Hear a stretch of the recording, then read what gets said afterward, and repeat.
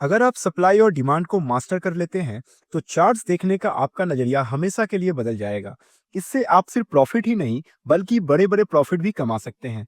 इस वीडियो में हम आपको यह सब चीजें बताने वाले हैं। अगर आप सप्लाई और डिमांड को सच में मास्टर करना चाहते हैं, तो मेरा आपसे एक रिक्वेस्ट है कि वीडियो के किसी भी पार्ट को स्किप ना करें।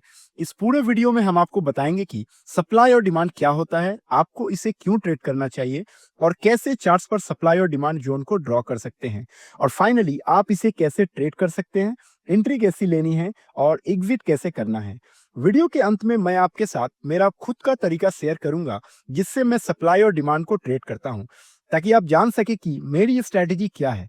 तो चलिए वीडियो शुरू करते हैं। यहाँ सबसे पहले हम basics of supply and demand जानेंगे। सप्लाई और डिमांड क्या है? बेसिकली सप्लाई और डिमांड एक एग्रेसिव सेलिंग और एग्रेसिव बाइंग होती है, बस इतना ही। एग्रेसिव बाइंग और एग्रेसिव सेलिंग हमें बताती है कि बड़े लोग या बिग बॉयज कहां पर मार्केट में एंटर कर रहे हैं और कहां से एग्जिट कर रहे हैं, और बिग बॉयज प्राइस को किस डायरेक्शन में पुश कर रहे हैं।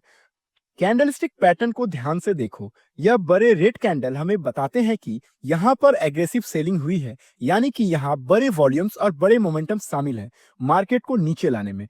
अब नेक्स्ट चार्ट में ध्यान दें। यहाँ आप देख सकते हैं कि एग्रेसिव बाइंग हुई है, जिसका मतलब है कि बिग बॉयज बड़े वॉल्यूम और बड़े मोमेंटम के साथ प्राइस को ऊपर ले जा रहे हैं।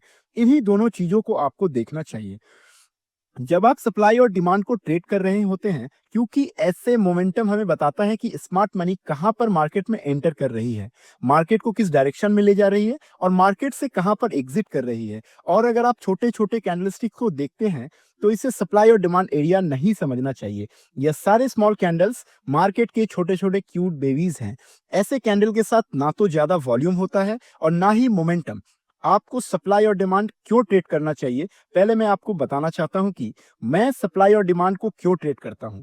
हम उन चीजों के साथ ट्रेड करना चाहते हैं जिनके पास बहुत बड़ा पैसा है, जिसे हम स्टॉक मार्केट की भाषा में स्मार्ट मनी कहते हैं। और मैं भी बिग बॉय स्मार्ट मनी को फॉलो करके प्रॉफिट बनाना चाहता हूं। सबसे अच्छा तरीका जिससे आप पहचान सकते हैं कि मार्केट में स्मार्ट मनी कब एंटर कर रही है और कब एग्जिट कर रही है, वह है चार्ट पर सप्लाई और डिमांड जोन को पहचानना। जब मार्केट में प्राइस बड़े बड़े रेड कैंडल्स बनाते हुए नीचे की ओर जाती है, हमें सप्लाई जोन कहते हैं। जिस लेवल से प्राइस बड़े बड़े ग्रीन कैंडल बनाकर ऊपर की ओर बढ़ती है, उसे हम डिमांड जोन कहते हैं। हम सिर्फ चार्ट पर बड़े बड़े मोमेंट्स वाले कैंडल्स को देखेंगे, जो हमें बताते हैं कि बिग बॉयज या फिर स्मार्ट मनी मार्केट में एंटर कर चुकी है। इस बात को हमेशा याद रखें कि हम रिटेल ट्रेडर्स हैं और मार्केट के बड़े प्लेयर्स के मुकाबले हमारे पास बहुत कम पैसे होते हैं। इन बड़े प्लेयर्स के पास 500, 1000 करोड़, 2000 करोड़ जैसी बड़ी रकम होती है। चार्ट्स को ध्यान से देखो। ऐसे मोमेंटम को देखने के बाद आपको पता चल जाता है कि बड़े प्लेयर्स, जिन्हें हम स्मार्ट मनी कहते हैं, इस लेवल पर मार्केट में एंटर कर रहे हैं। और मेरा आपसे सवाल है कि क्या आप ऐसी जगह पर खरीदना चाहोगे? अगर आपका जवाब नहीं है, तो आप मार्केट में हमेशा के लिए लूजर ही रह जाओगे। लेकिन मुझे पता है कि आप सबका जवाब हाँ होगा, क्योंकि आप मार्केट में प्रॉफिट बनाने आए हैं और यहाँ तो आपके सामने मुफ्त पैसे पड़े हुए हैं। आप जानते हैं कि स्मार्ट मनी के पास बड़े पैसे हैं, वही पावर है और उनके पास मार्केट को मूव करने की ताकत है। सबसे बड़ी गलती जो रिटेल ट्रेडर्स कर सकते हैं, वह है ऐसी स्मार्ट मनी के खिलाफ ट्रेड करना, जो आपसे अनलिमिटेड टाइम बड़ा है। अब आपको पता है कि सप्लाई और डिमांड को क्यों ट्रेड करना है। अब हम जानेंगे सप्लाई और डिमांड जोन को चार्ट पर कैसे ड्रॉ करते हैं। पहला तरीका यह है कि ट्रेड में आपको तभी एंट्री लेनी है जब आपको कम से कम 3 मोमेंटम कैंडल्स दिखे। हो सकता है कि एक मोमेंटम में 4-5 बड़े कैंडल हो, लेकिन कम से कम 3 तो होना ही चाहिए, तभी हम ट्रेड में एंट्री ले सकते हैं। जैसे कि इन 3 मोमेंटम कैंडल्स को देखो। ध्यान रखना कि ऐसे छोटे कैंडल्स को सप्लाई और डिमांड मत समझना। यह एग्जाम्पल में हम 3 ग्रीन मोमेंटम कैंडल का इस्तेमाल करेंगे। दूसरा चीज आपको यह करना है कि ऐसे एरिया ढूंढना है जहां से मोमेंटम शुरू हुआ है, और उन 3 कैंडल्स के जस्ट प्रीवियस वाले कैंडल पर हम एक रेक्टेंगल बॉक्स ड्रॉ करेंगे। ध्यान देना कि यह बॉक्स कैंडल की हाई और लो को पूरी तरफ कवर कर रहा हो। अब जो आपको चार्ट्स पर ये रेक्टेंगल एरिया दिख रहा है, यह पूरा एरिया एक डिमांड जोन है, और अगली बार जब भी प्राइस इस जोन में आएगा, तब यहाँ से आपको ट्रेड में एंट्री करनी है। ध्यान देने वाली बात यह है कि प्राइस इस जोन तक आया और इसके बाद बड़े ग्रीन कैंडल बनाते हुए शूटअप कर गया। सोचिए, अगर आप ऐसी जगह पर मार्केट में एंट्री करते हैं, आप बहुत ज्यादा पैसे बनाने वाले हैं। चलिए अब एक और एग्जांपल देखते हैं। इन 3 बड़े रेड कैंडल्स पर ध्यान दें। यहाँ पर हमें एक कैंडल को सिलेक्ट करना है और इन 3 कैंडल्स के प्रीवियस कैंडल की हाई और लो को टच करते हुए राइट साइड की तरफ एक रेक्टेंगल बनाना है। यह रेक्टेंगल एरिया एक स्ट्रॉन्ग सप्लाई जोन है, इसलिए हमें वेट करना है कि प्राइस दोबारा इस सप्लाई एरिया में आए। जैसे ही प्राइस सप्लाई जोन के पास आती है, मैं चाहता हूं कि आप ध्यान से देखिए कि क्या होता है प्राइस इस जोन में आने के बाद। थोड़ा कंसोलिडेट होती है और फिर एक स्ट्रॉन्ग रेड कैंडल बनाते हुए नीचे चली जाती है। यहाँ पर प्राइस लिटरली इस सप्लाई जोन के पास आने के बाद कोलैप्स कर जाती है। इससे आप सीखते हैं कि सप्लाई और डिमांड जोन को चार्ट पर कैसे पहचानते हैं। अब हम जानते हैं कि एक और मेथड जिसे हम कंसोलिडेशन मेथड कहते हैं, इस चार्ट पर नजर डालें। यहाँ पर प्राइस एक टाइट रेंज में ऊपर नीचे हो रही है, जिसे हम कंसोलिडेशन जोन कहते हैं। अब हम एक रेक्टेंगल टूल लेंगे और इस पूरे कंसोलिडेशन जोन को कवर करते हुए राइट साइड की तरफ रेक्टेंगल को ड्रॉ करेंगे। ध्यान से देखिए इस प्राइस क्या करती है। प्राइस इस जोन को तोड़ने के बाद रीसेट के लिए ऊपर जाती है और जैसे ही वो रेक्टेंगल बॉक्स को टच करती है, प्राइस वहां से नीचे की तरफ आने लगती है। तीसरा मेथड है आपको ऐसे एरिया को खोजना जहां पर मैक्सिमम नंबर में कैंडल्स की लंबी विक्स हो। चार्ट्स पर विक्स का बनना हमें बताता है कि प्राइस उस लेवल से रिजेक्ट हो रही है और ऐसे लेवल को मार्केट में रिजेक्शन लेवल कहा जाता है। जहां पर मल्टीपल लॉन्ग विक्स वाले कैंडल्स बने हुए हैं, वहां क्या करेंगे, रेक्टेंगल टूल सिलेक्ट करके इस पूरे विक्स वाले कैंडल को कवर करते हुए रेक्टेंगल बॉक्स को राइट की तरफ खींचेंगे। आपको दिखेगा कि अगली बार जब प्राइस इस लेवल पर आई तो प्राइस यहां से बड़े बड़े ग्रीन कैंडल बनाते हुए शूट अप कर गई। इसे हम कह सकते हैं कि यह एक बहुत ही स्ट्रॉन्ग डिमांड जोन है। अब हम पूरे यकीन के साथ कह सकते हैं कि आप सप्लाई और डिमांड जोन को चार्ट पर पहचानना सीख चुके हैं।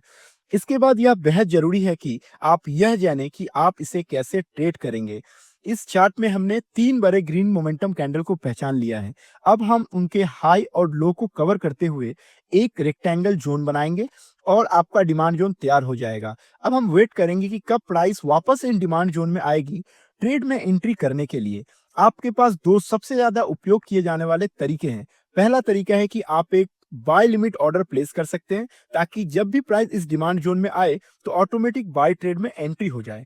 दूसरा तरीका है कि आप मैनुअल बाय ऑर्डर लगा सकते हैं। जब प्राइस इस लेवल पर आती है, हम ज्यादातर दूसरे तरीके ही प्रेफर करते हैं, क्योंकि याद रखना चाहिए कि डिमांड जोन कितना भी स्ट्रांग क्यों ना हो, हमेशा यह चांस रहता है कि प्राइस उस लेवल को ब्रेक कर दे। हम वेट कर सक रहे हैं कि कब प्राइस इस डिमांड जोन के पास आएगी। जैसे ही प्राइस इस डिमांड जोन के पास आती है या फिर उसे टच करती है, आपको तुरंत मार्केट में एंट्री नहीं लेना है। पहले मार्केट को कंफर्मेशन देने दो कि अब मार्केट ऊपर जाने वाली है। आप देख सकते हैं कि यहाँ पर एक डोजी कैंडलस्टिक पैटर्न बना है और यह लंबी विक्स हमें बता रही है कि प्राइस यहाँ से रिजेक्शन ले रही है। लेकिन हम अभी भी कंफर्म नहीं हुए हैं कि प्राइस ऊपर ही जाने वाली है, इसलिए हमें और इंतजार करना पड़ेगा। जस्ट नेक्स्ट कैंडल एक बड़ी बुलिश कैंडल फॉर्म होती है और हम यहाँ पर कंफर्म हो जाते हैं कि मार्केट अब यहाँ से ऊपर जाने वाली है, क्योंकि यह बुलिश इनगल्फिंग कैंडल हमें बताती है कि मार्केट में स्मार्ट मनी बाइंग पोजीशन बना रही है। और आप जानते हैं कि स्मार्ट मनी की एंट्री के बाद प्राइस सुपर फास्ट स्पीड से ऊपर जाने वाली है। हम यहाँ मार्केट में एंट्री लेंगे, जिससे हमारा स्टॉप लॉस स्विंग लो के नीचे होगा। अगर आप ज्यादा सेफ रहना चाहते हैं तो आप अपना स्टॉप लॉस बिल्कुल इस डिमांड जोन के नीचे रख सकते हैं। अगर हम टारगेट की बात करें तो ऊपरी लेवल पर प्रीवियस कुछ कैंडल्स को देखें, जहां पर 3 लगातार रेड कैंडल्स बनी है और उनके जस्ट प्रीवियस कैंडल एक लॉन्ग विक्स रिजेक्शन कैंडल है, जिससे हम कंफर्म हो जाते हैं कि यह केवल एक सप्लाई जोन है। इसलिए जब प्राइस इस लेवल को टच करेगी, हम अपना प्रॉफिट यहाँ बुक करेंगे। जब एक बार कोई सप्लाई या डिमांड जोन प्राइस का रिस्पेक्ट नहीं करता है, तो आपको पहले से ड्रॉ किए गए रेक्टेंगल को डिलीट करना है और फिर नए सप्लाई डिमांड जोन को चार्ट पर ड्रॉ करना है। अगर कोई नया सप्लाई या डिमांड जोन नहीं दिख रहा है, तो हम मार्केट में वेट करेंगे। जब प्राइस इस लेवल से 3 बड़े ग्रीन कैंडल बनाती है, तो हमें पता चलता है कि यह एक नया डिमांड जोन है। इन 3 ग्रीन कैंडल के जस्ट प्रीवियस कैंडल को कवर करके हम एक रेक्टेंगल बॉक्स राइट साइड की तरफ खींचे। अब हम इंतजार करेंगे कि प्राइस कब इस डिमांड जोन के पास आएगी, ताकि हम ट्रेड में एंट्री कर सके। इस एरिया में हमें दिख रहा है कि कैंडल्स के पास बड़े बड़े विक्स है, इसलिए हम यहाँ एक सप्लाई जोन ड्रॉ करते हैं।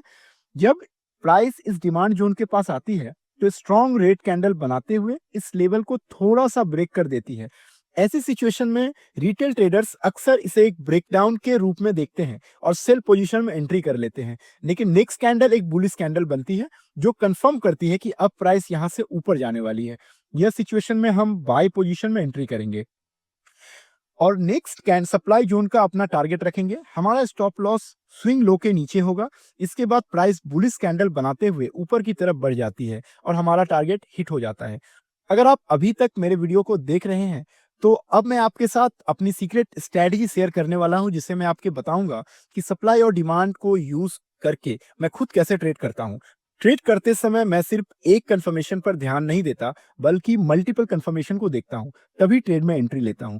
एक एक्सटर्नल कंफर्मेशन के लिए मैं फिबोनाची रिट्रेस का उपयोग करता हूं, और ऐसा मैं तभी करता हूं जब प्राइस ऊपर ट्रेड या डाउन ट्रेंड में होती है। फिबोनाची टूल को कभी भी साइडवेज मार्केट में यूज नहीं करना चाहिए, और यहाँ एक अप ट्रेंड है, इसलिए हम फिबोनाची टूल को ड्रॉ करेंगे। फिबोनाची टूल में रिट्रेसमेंट को ट्रेड करने के लिए 0.5 और 0.61 लेवल्स सबसे अच्छे होते हैं। इसलिए जब प्राइस इन दोनों लेवल्स के बीच आती है और एक बुलिश कैंडल बनती है तो हम कंफर्म हो जाते हैं कि प्राइस अब यहाँ से ऊपर ही जाने वाली है। मल्टीपल कंफर्मेशन के बाद हम बाय पोजीशन में एंट्री लेते हैं, जिससे मेरे ट्रेड्स का विन रेट एवरेज ट्रेड से ज्यादा रहता है। अगर आपको यह वीडियो पसंद आया तो वीडियो को लाइक करें और चैनल को सब्सक्राइब जरूर करें, ताकि आप फ्री में प्राइस एक्शन सीख सके। वीडियो को अंत तक देखने के लिए आप सभी का धन्यवाद।